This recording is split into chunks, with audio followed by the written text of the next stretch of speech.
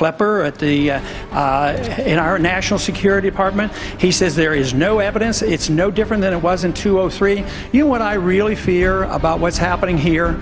It's another Iraq coming. There's war propaganda going on, and we're arguing. To me, the greatest danger is that we will have a president that will overreact. You know, I served 5 years in the military. I've had a little experience. I've spent a little bit of time over in the Pakistan, Afghanistan area, as well as in Iran. But I wouldn't wait for my generals. I'm the commander-in-chief. I make the decisions. I tell the generals what to do, and I'd bring them home as quickly as possible, and I'd get them out of Iraq as well, and I wouldn't start a war in Libya. I'd quit bombing Yemen, and I'd quit bombing Pakistan. I'd start taking care of people here at home because we could save hundreds of billions of dollars. Our national security is not enhanced by our presence over there. We have no purpose there. We should learn the lessons of history, and the longer we're there, the worse things are and the more danger we're in as well, because our presence there is not making friends, let me tell you.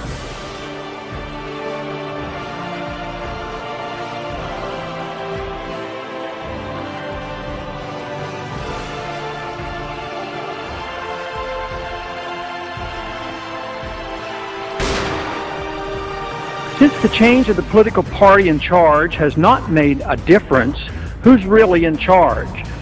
Someone is responsible, and it's important for those of us who love liberty and resent big brother government, identify the philosophic supporters who have the most to say about the direction our country is going. These are the neoconservatives of recent fame. But can freedom and the republic survive this takeover?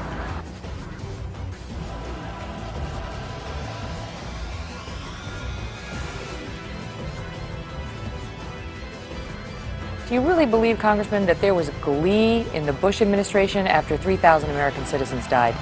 Neoconservatives are obviously in positions of influence and are well placed throughout our government and the media. They might not describe it that way, but there was a lot of pleasure. And matter of fact, Bob Woodward quotes him in the book. He quotes the president, said this gives us an opportunity because we don't have to go after the people responsible for this directly. We can go after others. The neoconservatives, a name they gave themselves, diligently worked their way into positions of power and influence. Dick Cheney, Donald Rumsfeld, Paul Wolfowitz, Richard Pearl, whose political alliance dates back some 30 years ago. Above all else, they were not and are not conservatives dedicated to limited constitutional government. So yes, the neoconservatives, even years before this, were looking for an opportunity. This doesn't mean they had glee about 9/11. That's a total misinterpretation. They had pleasure in knowing that they had an excuse now to do what they've been wanting to do for so long. And what did they do? They marched into Iraq based on lies. There was no Al-Qaeda, no weapons of mass destruction, and look at the tragic outcomes from that effort. Undeclared war, and matter of fact, that's carried over into Afghanistan. Looks like it won't ever end unless we change the administration. Many neocons now in position of influence in Washington can trace their status back to Professor Leo Strauss of the University of Chicago. Strauss is a mysterious figure. He refused to be filmed or interviewed. He devoted his time to creating a loyal band of students. Paul Wolfowitz actually got his PhD under Strauss. Others closely associated with these views are Richard Pearl, Elliott Abrams, Robert Kagan, William Kristol. All are key players in designing our new strategy of preemptive war. You have to understand who the Al-Qaeda really is. The Al-Qaeda responds in a very deliberate fashion. Matter of fact, Paul Wolfowitz explained it very clearly after 9/11.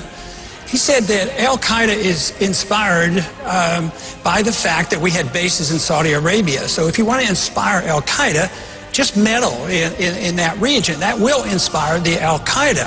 Matter of fact, he went on to say that that was a good reason for us to remove the base that we had in 15 years in Saudi Arabia, and that we shouldn't have done that. So there is a response. Al-Qaeda responds to that, and they're quite annoyed with it. So if you have a no-fly zone over Syria, that's an act of war.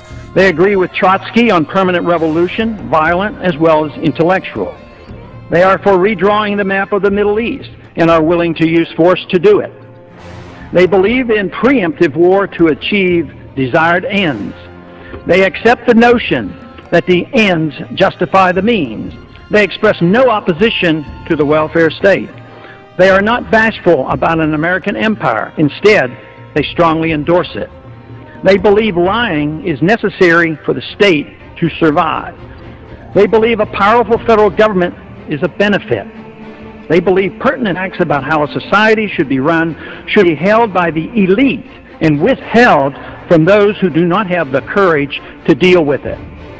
And I can tell you, if Rick Santorum and when Rick Santorum is president, Iran will not get a nuclear weapon because the world as we know it will be no more. Congressman Paul, 30 seconds. You've heard the war propaganda that is liable to lead us into the sixth war, and I worry about that position.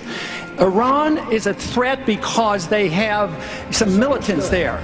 But believe me, they're all around the world, and excuse me. Money and views of Rupert Murdoch also played a key role in promoting the neocon views, as well as rallying support by the general population through his News Corporation, which owns Fox News Network, the New York Post, and Weekly Standard.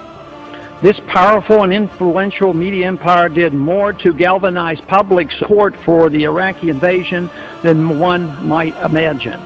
Iran does not have an air force that can come here.